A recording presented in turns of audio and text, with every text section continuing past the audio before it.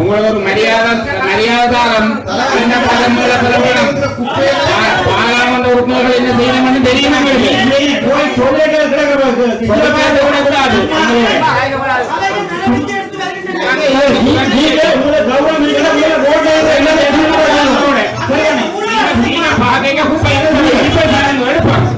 அதனால தெரியும் முழு ஊழல் செய்வது நீங்கள் ஒரு இடங்கள்ல ஓட்டெல்லாம் எப்படி பாருங்க ஒரு அன்பக்கம் ஒரு ரோடு ஆட்டணும் எப்படி அதே கண்டில ஆட்டணும் ரோட்ல ஆட்டணும் உள்ள குப்பை போட நீங்கள் இந்த கழிவு மாவட்டத்துல நீங்கள் சனி சும்மா அந்த பிரதேசங்களை எடுத்து வச்சோன்னு அங்க இருக்கிற வாசல கார் அடிக்கிறது கூட நீதிமன்ற தெரியும் நீங்கள் மூணு பாருங்க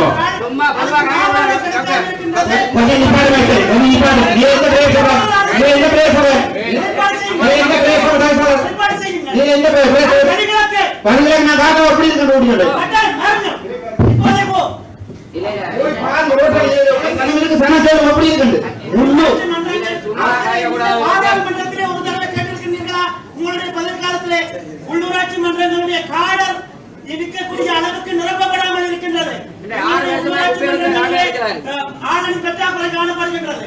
உள்ளூராட்சி மன்ற கௌரவ அமைச்சர் அவர்களே, மன்னிக்க வேண்டும், இந்த சபையை உணர்ச்சி வசப்பட்டு பேசுவதற்கு எங்களுடைய உள்ளூராட்சி மன்றங்களை பொறுத்தவரையிலே இங்கே வடமாகாணத்திலே அதாவது ஆளணி நிரப்பப்படாமல் இது சாதிய பிரச்சனையாக இருந்து கொண்டிருக்கின்றது. இந்த அடிப்படையிலே எங்களுடைய உள்ளூராட்சி மன்றங்கள் கழிவகற்றுதல் திண்ம கழிவகற்றுதல் செயற்பாடுகளுக்காக சனசமூக நிலையங்களுக்காக ஒப்பந்த அடிப்படையிலே பணியாளர்களை ஈடுபடுத்துகின்றது. என்னுடைய பிரதேச சபையிலே கூட 32 பேரை கிட்ட அப்படி அவ்வாறாக ஒப்பந்த அடிப்படையிலே பணியிலே ஈடுபடுத்தப்பட்டு கொண்டிருக்கின்றார்கள். இவர்களுடைய நியமனத்திலே இருக்கின்ற தடை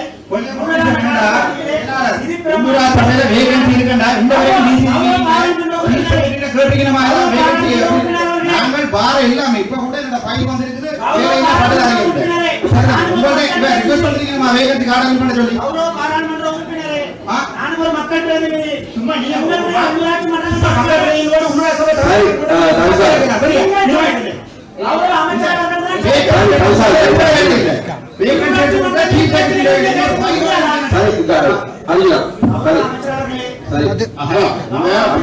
மருத்துவ கழிவு வந்து 6 மாதமா கேட்டுக்கொண்டிருக்கோம். என்ன நடந்தது சொல்லிடுமா?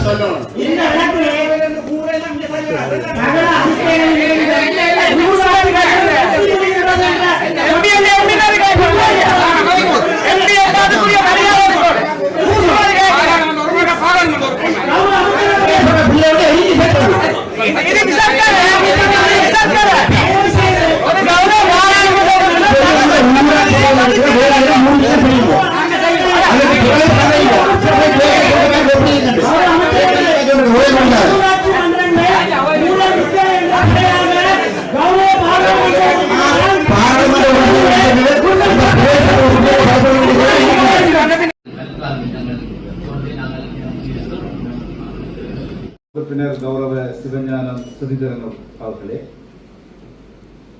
மற்றும் இன்றைய பிரதம செயலாளர் திருமதி தனிஜா முருகேசன் அவர்களே,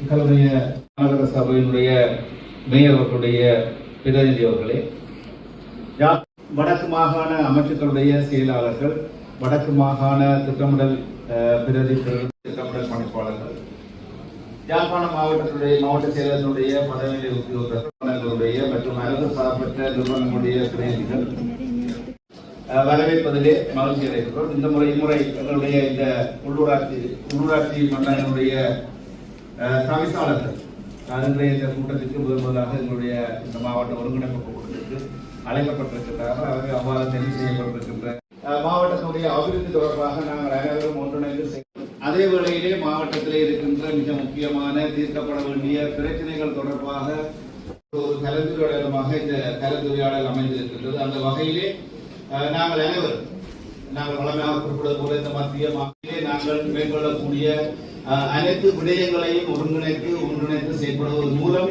எங்களுடைய இந்த மாவட்டங்களை பெற்றுக் கொள்ள முடியும். ஆகவே அந்த வகையிலே நாங்கள் இந்த செயற்பாடுகளை அனைவரும் மேற்கொள்வதன் மூலம் சிறப்பான முறையிலே 1 மில்லியன் மற்றும் 6 மில்லியன் ரூபாய்க்குரிய கொடுப்பனவுகளை வீட்டு திட்டத்துக்கு வழங்கியிருந்தோம். தற்போது அமைச்சரவை அனுமதியின் பிரகாரம் முதலாம் கட்ட அனுமதிகள் பிரதேச செயலாளருக்கு வழங்கப்பட்டிருக்கின்றது. இதே வேளையிலே மின்சாரம் மற்றும் குடிநீர் திட்டத்தில் 184.2 மில்லியன் ரூபாயும் ஒதுக்கீடு கிடைக்கப்பட்டிருக்கின்றன. இதிலே மில்லியன் ரூபாய் எங்களுக்கு கிடைக்கப்பட்டிருக்கின்றன. அதிலே 100 வீதமான வேலை திட்டங்கள், 10 வேலை திட்டங்கள், 100 வீத அபிவிருத்தியிலே அனைவரும் ஒன்றிணைந்து செயல்படலாம் என்று கூறிக்கொண்டு இன்றைய இந்த எங்களுடைய நிகழ்ச்சிகளின் பிரகாரம் எங்களுடைய இடைத்தலைவர்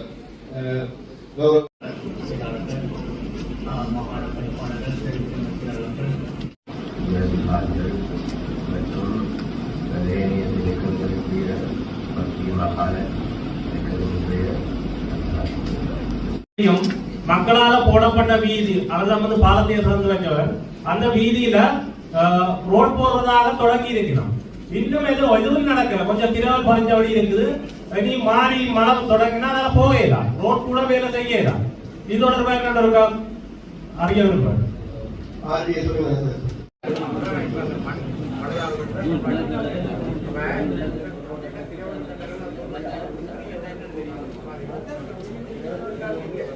നമ്മുടെ പ്രദേശ സഭയുടെ പ്രപ്പോസൽ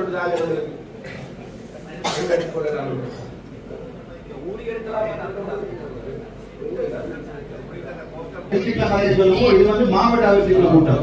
அப்ப இதுல வந்து ஒவ்வொரு ரோட்ல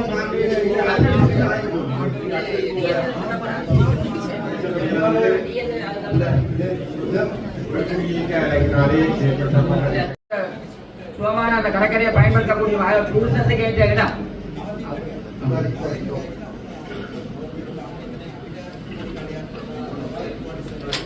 பேரி அடிச்சு வச்சுக்க இடம் இல்லை. ஒரு 6 அடி பாதை இருக்கு, அங்க போறது ஒரு 10 அடி பாதை இருக்கு. 6 அடி பாதை இருக்கு. அந்த லைட்டும் அந்த இதோடய சேர்ந்து பாதை கட்டி வச்சிருக்கோம்.